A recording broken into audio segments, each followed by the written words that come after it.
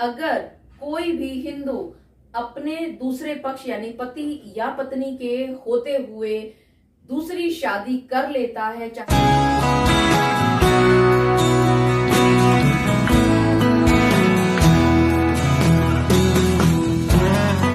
मैं आप सभी के साथ तलाक के ग्राउंड्स के विषय में एक सीरीज चला रही हूँ। पहली सीरीज में मैंने स्टेप बाय स्टेप आपको कोर्ट प्रोसीडिंग समझाई। उसके बाद धीरे धीरे मैंने आगे आने वाले पार्ट्स में एडल्ट्री के ग्राउंड पर कैसे तलाक लिया जा सकता है, क्रूअलिटी के ग्राउंड पर किस तरह से तलाक लिया जा सकता है, डिजर्शन के ग्राउंड पर किस तरह से तलाक लिया जा सकता है, ये सभी मैंने आपके साथ विस्तार से चर्चा की। आज के इस स्पेशल वीडियो में मैं आप सभी के साथ कन्वर्जन यानी धर्मांतरण या धर्म परिवर्तन के विषय में विस्तार से चर्चा करने जा रही हूँ। मैं एडवोकेट मोहिनी मोना आप सभी का पुनः स्वागत करती हूँ और आप सभी देख रहे हैं अपना पसंदीदा चैनल मोहिनी मोना एडवोकेट। अगर आपने मेरे इस चैनल को अभी तक सब्सक्राइब ना किया हो या आप मेरे इस चैनल के लिए नए हैं तो इसको जल्दी से जल्दी सब्सक्राइब कर दें ताकि आपको इसी तरह के लीगल इंफॉर्मेटिव वीडियोस की नोटिफिकेशन सबसे पहले मिल सके।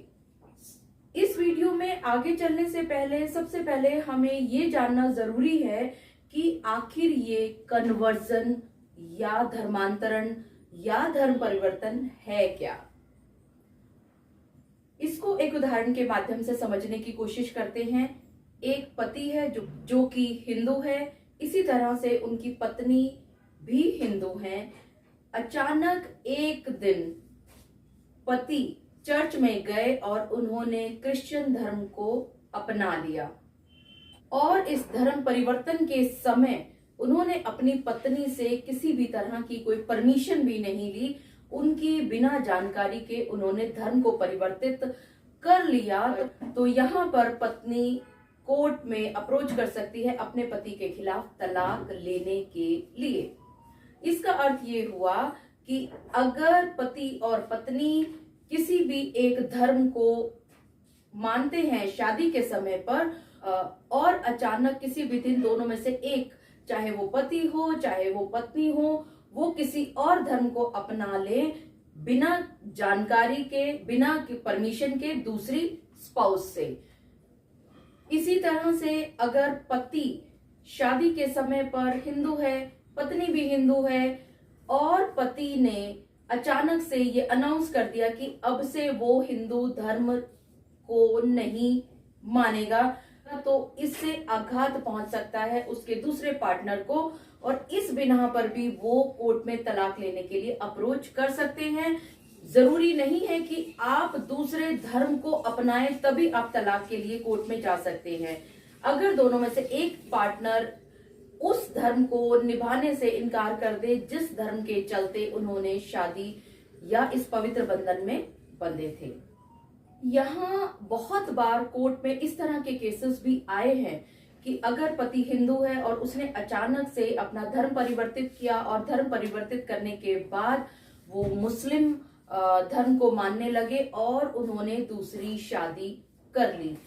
ये जो उनका इंटेंशन थी अपने दिमाग में कि उन्होंने दूसरी शादी करनी है और उन्होंने उस धर्म से अचानक से अपने आप को दूर कर लिया जिस धर्म के चलते जो उन्होंने असल में पति और पत्नी आपस में संबंधों में आए थे या शादी की थी। तो अगर कोई भी पति बिना पत्नी से पूछे, बिना पत्नी से सलाह लिए या बिना पत्नी की हामी भरवाए वो कोई भी धर्म को परिवर्तित कर लेता है तो ये पत्नी के लिए तलाक का बहुत बड़ा ठोस आधार हो सकता है। इसी तरह से मान लेते हैं कि आपकी पत्नी ने धर्म परिवर्तित कर लिया, वो पहले क्रिश्चियन समाज से बिलोंग करती थी और उन्होंने अचानक से मुस्लिम धर्म को अपना लिया और मुस्लिम धर्म को अपनाने के बाद उन्होंने दूसरी शादी कर ली और यहाँ पर पति कोर्ट में कन्वर्जन के आधार पर तलाक लेने के लिए उपस्थित हुए हैं और उनको अपने केस को कोर्ट में साबित करने के लिए पति को ही ये साबित करना होगा कि पत्नी ने अचानक से धर्म परिवर्तित किया अपने दिमाग में ये सोचते हुए कि वो किसी और से शादी करने जा रही हैं या कर चुकी हैं। तो इसका सीधा सा अर्थ ये हुआ कि अगर आप कोर्ट में इस आधार पर तलाक लेने के लिए दायर कर रहे हैं केस अपने स्पाउस के खिलाफ, तो दूसरे स्पाउस ने जिसके खिलाफ आप कोर्ट में केस करने आए हैं, उन्होंने धर्म परिवर्तित किया, इसको साबित आप ही करेंगे, क्योंकि आप कोर्ट को ये बताने जा रहे हैं कि दूसरे पक्ष ने धर्म को परिवर्तित किया। तो धर्म को परिवर्तित किस तरह से किया, ये साबित आप ही कोर्ट में करेंगे। अब ये भी देख लेते हैं कि अगर धर्म परिवर्तित कोई भी एक पक्ष करता है तो उसके क्या क्या कॉन्सिक्वेंसेस हो सकते हैं।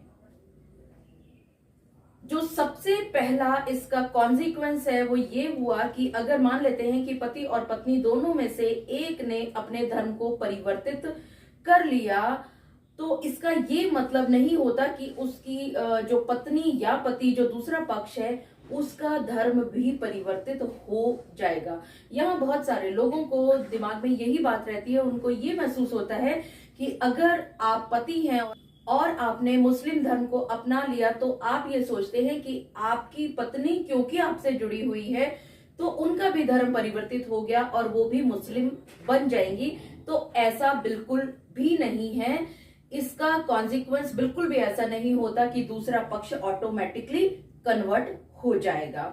इसके अतिरिक्त एक और जो कॉन्सिक्वेंस होता है, जो कि बहुत सारे लोगों को ये बात मालूम नहीं होती, वो ये सोचते हैं कि जैसा कि हमारा कानून बना हुआ है कि हम कोई भी धर्म अपनाने के लिए स्वतंत्र हैं और इस बिना पर आप अपना धर्म परिवर्तित कर लेते हैं, ये सोचते हुए कि क्योंकि आपको तो कानून ने किसी भी धर्म को मानने की स्वतंत्रता दी हुई है। तो यहाँ पर मैं आप सभी को एक बात बहुत अच्छी तरह से बता दूं कि अगर आप धर्म परिवर्तित करते हैं ये सोच करके कि आपको कानून ने स्वतंत्रता दी और आपके जहन में ये भी रहता है कि आप धर्म परिवर्तित करके दूसरी शादी कर लेंगे, तो ऐसे बहुत सारे केसेस कोर्ट के अंदर आए हैं और कोर्ट ने हमेशा दूसरे पक्ष को तलाक ग्रांट की है अगर आपने ऐसे धोखाधड़ी करते हुए कानून का सहारा लेकर के दूसरे पक्ष को बेवकूफ बनाने की कोशिश करते हुए शादी अगर की तो। लेकिन यहाँ एक स्थिति ऐसी भी हो सकती है कि क्योंकि आपके मन में ये विचार चल रहा था कि आप कोई भी धर्म को अपना सकते हैं या आप किसी भी धर्म को अपनाने के लिए स्वतंत्र हैं, तो आपने धर्म को परिवर्तित कर लिया, लेकिन आप कहीं पर भी ये नहीं सोच रहे कि आप दूसरी शादी करने जा रहे हैं। तो आपको मैं ये बात बता दूं कि अगर इस तरह की बात है तो इस तरह के भी कुछ केसेस आए हैं जहां पर कोर्ट ने तलाक देने के लिए दूसरे पक्ष को इनकार कर दिया। और इन सब बातों को सोचते हुए समझते हुए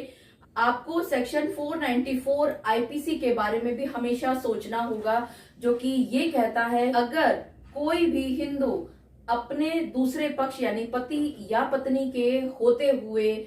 दूसरी शादी कर लेता है, चाहे वो धर्म परिवर्तन के बाद किया हो या उसने वैसे ही दूसरी शादी कर ली हो, तो ये भी आपके लिए तलाक का आधार बनता है दूसरे पक्ष के लिए जिसके जिंदा रहते हुए आपने दूसरी शादी की है। मुझे पूरा विश्वास है कि आपको आज का मेरा वीडियो भी बहुत अच्छा लगा होगा और आपको बहुत अच्छी तरह से ये बात समझ में आ चुकी होगी कि अगर आप अपने स्पाउस के जिंदा रहते हुए धर्म परिवर्तित करके दूसरी शादी कर लेते हैं तो ये आपके दूसरे पक्ष के लिए तलाक का एक ठोस आधार होता है। अगर आपको मेरा आज का वीडियो भी अच्छा लगा हो तो इसको लाइक, शेयर और कमेंट करना ना भूलिएगा। और हाँ, अगर आप मेरे इस चैनल के लिए नए हैं तो इसको जल्दी से जल्दी सब्सक्राइब कर दीजिएगा ताकि आपको मेरे इसी तरह के लीगल इंफॉर्मेटिव वीडियोस की नोटिफिकेशन सबसे पहले मिल सके। अपना और अपने परिवार का बहुत अच्छी तरह से ध्यान रखिएगा। Thank you, take care, bye bye.